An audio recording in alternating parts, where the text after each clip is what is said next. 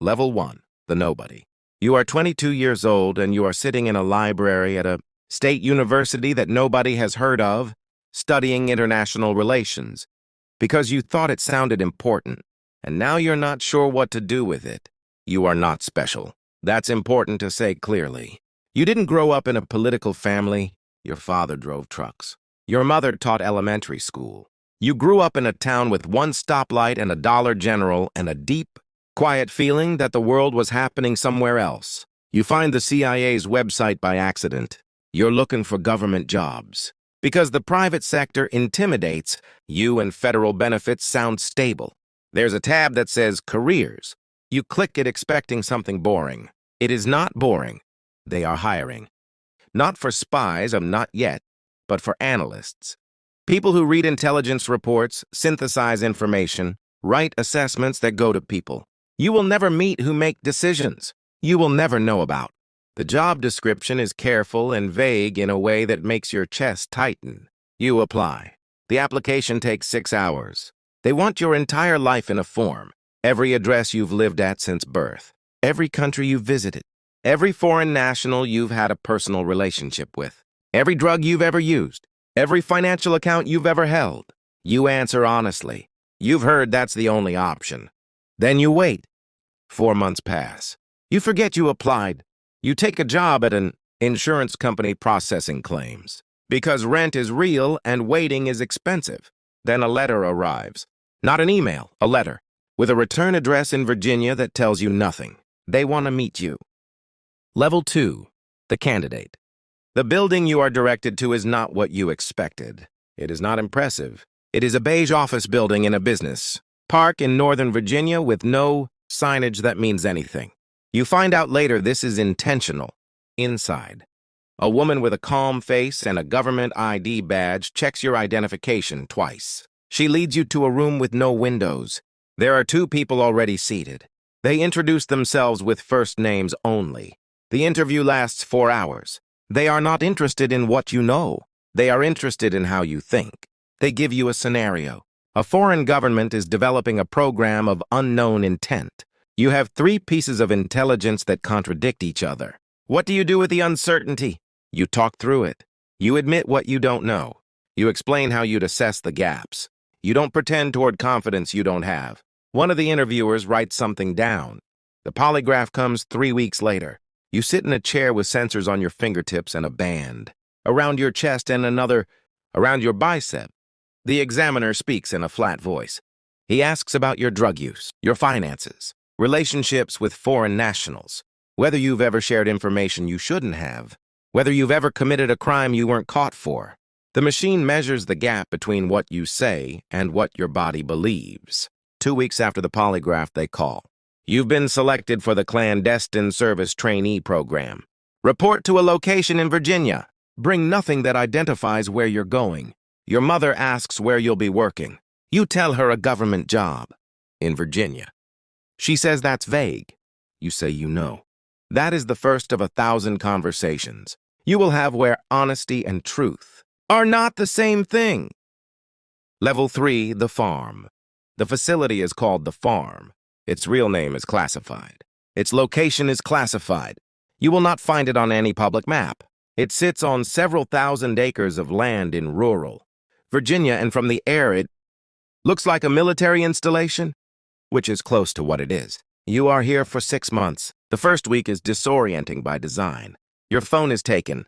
Your civilian identity is suspended. You are assigned a training name, a name you will use for the entire course. You will become accustomed to being someone else. That is in part the point. The curriculum covers things that do not appear in any university catalog. You learn tradecraft, how to detect surveillance, how to lose a tail in a city without appearing to try, how to conduct a dead drop, leaving material for a contact without ever meeting them, without ever being seen together, without leaving any trace that an exchange occurred. You practice these things in real cities. Instructors play opposing intelligence officers. They are very good. You are caught 3 times in the first month. You learn to recruit. This is the hardest thing they teach. Recruitment is the act of convincing a foreign national, someone with loyalty to their own country, their own family, their own survival, to betray everything they know and work for you. In secret, at enormous personal risk, for reasons that may have nothing to do with money. You learn to identify vulnerability, financial pressure, ideological disillusionment, ego, grievance. You learn to build a relationship over months or years that feels genuine and in some ways is genuine, and then to use that relationship for your country's purposes. This is not comfortable knowledge. You sit with it. You learn to shoot, not like a soldier. A case officer rarely shoots anything, but you learn because the situations in which you might need to are the situations in which not knowing would be the last mistake you make. You learn to drive, evasive driving, pursuit driving, how to exit a vehicle that is under fire, how to use a car as cover. You learn to lie, precisely, consistently, convincingly under pressure, to people who are trained to detect it. You run exercises where your cover story is tested by instructors who know it's a cover story and are trying to find the seam. The seam is always there at first. Over months, it disappears. On the last day of training, your class sits in a room and the director of training tells you something you will remember. He says, in this work, the best outcome is that nothing happens. You will spend years running an asset who produces intelligence that prevents something catastrophic. The catastrophe will never occur. No one will know it almost did. No one will know you stopped it. The absence of disaster is your report card. He says, if your name ever appears in a newspaper, something has gone wrong. You graduate without ceremony. You are assigned overseas. Level 4, the case officer. Your first posting is not where you asked to go. You asked for Western Europe. They send you to a mid-sized city in a country whose name you will not say in any context that could be overheard. Your cover is a position at the American consulate, commercial attaché. You process trade paperwork and attend business functions and have business cards that describe a job you don't actually do. The real job begins slowly. You map the environment. Who attends which events? Which officials appear at which functions? Who drinks too much? Who lives beyond their government salary? Who has a child studying abroad who might need money? Who seems disillusioned with the government they work for? You are doing this constantly and casually, and nobody around you knows you are doing it. You make contact with a man at a diplomatic reception. He works in the foreign ministry of the host country. He is 43 years old. His government does not pay him well. He has opinions about his government that he expresses carefully, then less carefully, as the evening progresses and the drinks accumulate. You listen.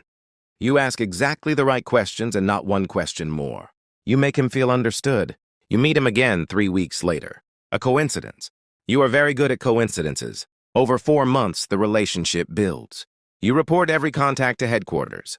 They analyze it. They send guidance. Go slower. Go faster. Probe this topic. Avoid that one. You are not operating alone even when you are alone. The pitch, the moment you ask him to work for you, comes on a Tuesday afternoon in a park. You have prepared for it for months. You know what he wants. You know what he fears.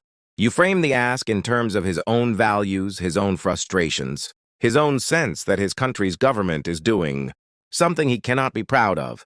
He says yes. He is terrified. You tell him that's correct. You tell him fear is the appropriate response. Fear will keep him alive. You now have an asset, a person who is risking their life to give you information. You will meet them in careful, deniable ways for the next 3 years. You will genuinely care about their survival. That caring is real, and it is also strategic, and the two facts coexist without resolving. You do not sleep the same way after you recruit your first asset. The weight of another person's life has a specific gravity. Level 5, the senior case officer. You are 34 years old and you have been posted to 4 countries. You speak 3 languages. You have recruited 11 assets over a decade. 2 of them were caught. 1 was imprisoned. 1 was executed. You do not talk about the one who was executed, not to your colleagues, not to your therapist, who has a security clearance because there is no other kind of therapist you can see, not to the person you are trying to build a relationship with, who does not fully understand where you go or what you do, and has learned not to fully ask. You have become very good at this work. That is a complicated thing to be proud of. Your current assignment is different. You are running a network, multiple assets across, multiple positions in a foreign government, coordinated, producing intelligence that feeds into assessments at the highest levels. You are not one person running one source anymore. You are an architect of information. What your network produces this month appears in briefings in Washington next month and shapes decisions that move money and military assets and diplomatic posture. The responsibility is enormous and invisible. You also begin to see the limits of the work. Intelligence does not guarantee good decisions. You can produce perfect information and watch it be misread, deprioritized, or ignored for political reasons that have nothing to do with what's true. You have seen this happen. You have filed reports that were accurate and timely, and correct and watched the policy. They informed fail anyway. You learn to separate your job from its outcomes. You produce the best intelligence you can. What happens to it is someone else's problem. This is the only way to continue. You are selected for a senior position. They are bringing you home. Level 6, the station chief. You run the CIA station in a major foreign capital. Your cover is senior diplomatic staff. In reality, you command every CIA officer and asset in the country. You are responsible for the intelligence output of an entire nation and for the safety of every person producing it. The job is management now.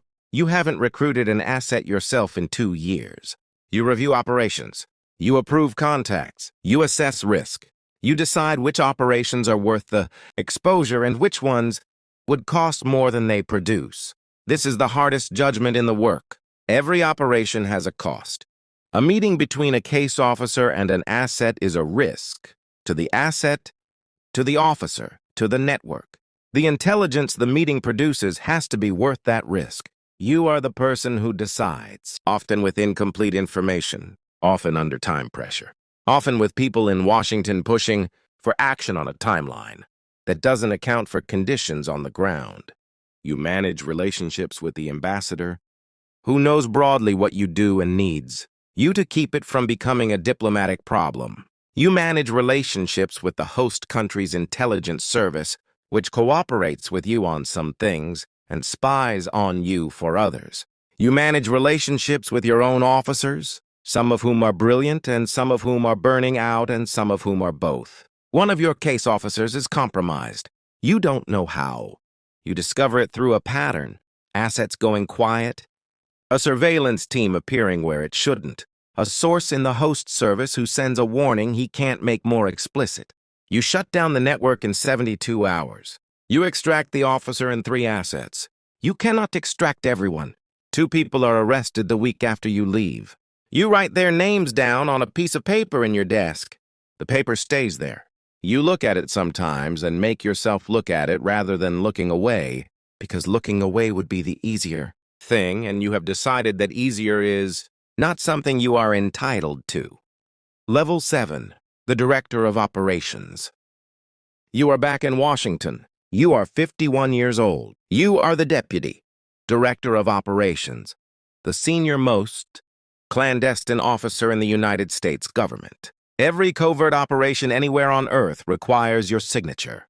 You sit in a building that is not the famous building with the seal in the lobby. You attend meetings that have no records. You make decisions that will not be declassified for 25 years, if ever. The President's daily brief? The intelligence document delivered to the President every morning draws from work that flows through you. You have never met the President. Your name does not appear in anything the President reads. The intelligence appears. Its origins do not. You manage a global workforce of people, living double lives in places, with unreliable electricity and political violence and surveillance states. You are responsible for their safety and their production, and you cannot always have both. You authorize an operation to extract an asset who has been producing intelligence on a nuclear program for 6 years. The extraction goes wrong. The asset is killed. Your officer makes it out. The debrief takes a week. You sit in a room and listen to everything and ask every question and find every decision. Point where something different could have been done. Some of them were your decisions.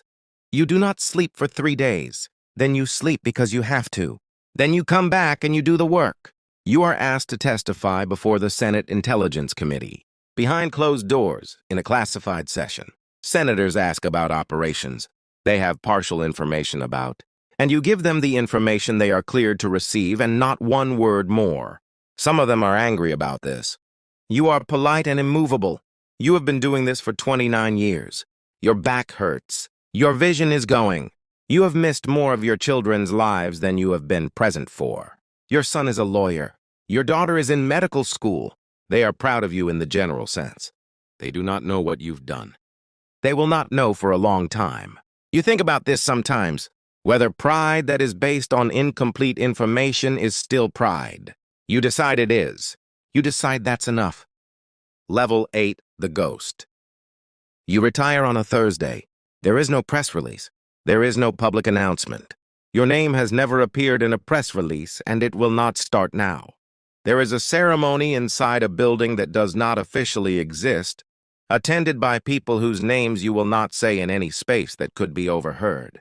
The director says things about your career that are true, and that cannot be repeated outside that room. You receive a medal that you cannot display publicly. You shake hands. You walk out. You drive home. You sit in your kitchen. The house is quiet in a way that houses are not quiet. When you have spent 31 years in rooms where silence meant something was wrong, this silence is different. This silence is just silence. You are not sure what to do with it. You cannot debrief with anyone. The people who understand what you did are bound by the same secrecy. The people who love you cannot be told. You carry 31 years of classified memory with no external container for it. It lives inside you, organized and heavy and permanently yours. You take up woodworking. You are not good at it. You take walks in the morning and scan your surroundings out of habit. That 31 years cannot unwind in a season. You sit on your porch and watch the street and notice things that other people don't notice, and you are not sure anymore. Whether that is a skill or a condition, people ask what you did for work. You say government service. They say that must have been interesting. You smile. You say it had its moments. You do not tell them about the asset, who gave you 6 years of intelligence on a nuclear program and did not make it out. You do not tell them about the network you built across 4 countries that produced information that changed the course of 3 diplomatic negotiations. You do not tell them about the operation you stopped. Because the intelligence was wrong and you saw it before anyone else did, and you pulled the authorization 11 hours before something irreversible would have happened. You do not tell them because they are not cleared, and because they would not fully understand, and because some things are not stories. They are just weight. Somewhere tonight, a 22-year-old is sitting in a university library. They are searching for a direction. They are going to click on a website and fill out a form and answer questions, honestly, and wait and not know what they are waiting for. They have no idea what they are signing up for. They don't know about the names written on pieces of paper in desk drawers. They don't know about the assets who didn't make it out. They don't know about the silence that follows. You home from a career you can never fully explain. To the people who love you, but they will learn if they are chosen. And if they serve well, if they are good at the hardest parts of this work, nobody will ever know. That is exactly the point.